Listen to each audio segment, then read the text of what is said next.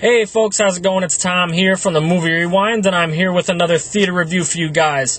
Now, this review is of the new Andrew Dominik film, Killing Them Softly. Now, Andrew Dominik is a very kind of artsy director. He directed Assassination of Jesse James by the coward Robert Ford, which was a pretty long but a pretty decent film. It's definitely worth a watch if you haven't seen that one. That one also stars Brad Pitt.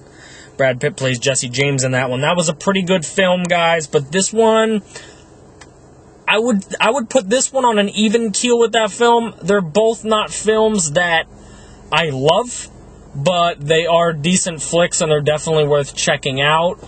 They're good movies, but none of them are like genre busters, if you know what I'm saying.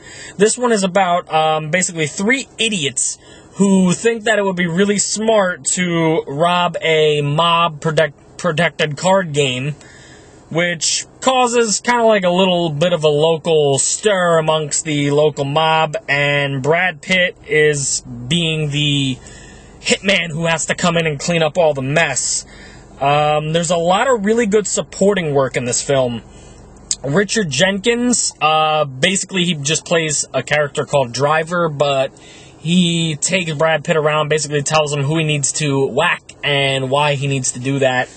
And basically he's the one that gets all the approval of the big bosses when something has to get done. Ray Liotta plays Marky Trapman. Now, Marky, it's his card game that gets robbed, and you discover that it has happened before. His card game has been robbed, and it was him in the past. So, you know, a lot of people are thinking it's him.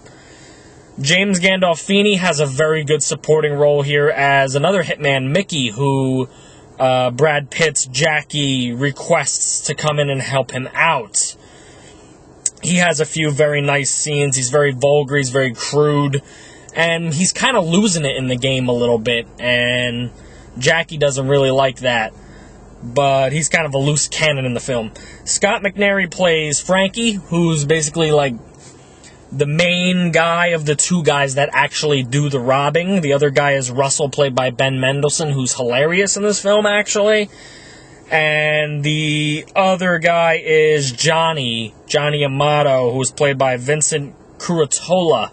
He basically just owns a dry cleaners, and he tells the two kids that, hey, this mob-protected car game is going to be an easy way to make some money. Why don't you do it? But I believe that this is a pretty darn good crime drama, to be honest with you. There's a few things that I would have changed personally. I felt like it was nice to have like the conversations thing, and I could see where people were saying it's kind of Tarantino-ish because of the conversations and because of the violence, the gratuitous violence.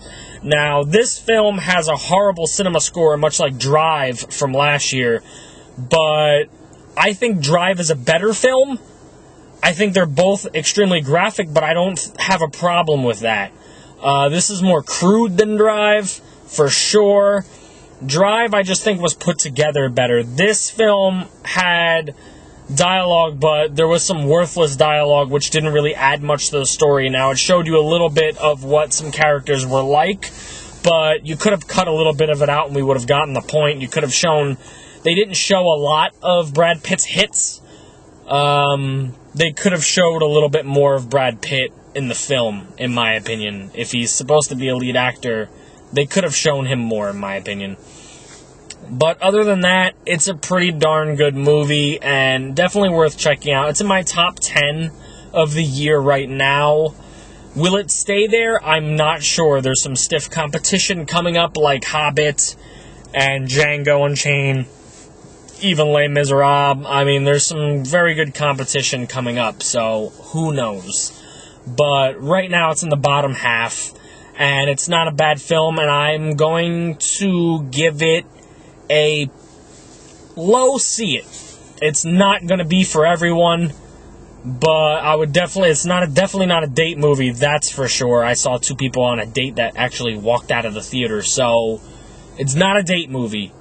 You have to like crime dramas. You have to be a Goodfellas, Casino, The Departed. You have to be that kind of fan of those type of films in order to properly appreciate this.